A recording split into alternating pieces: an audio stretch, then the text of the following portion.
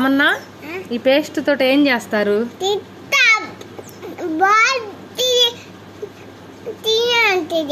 అవునా? మా అయ్య కాదు, ఇంకా నయం. ఆకలేస్తే పేస్ట్ తింటాను నేను అని అనలేదు. ఏం చేస్తారు పేస్ట్ తోటి? ఈ తోముతారు కదా, మరి తింటానంటావే?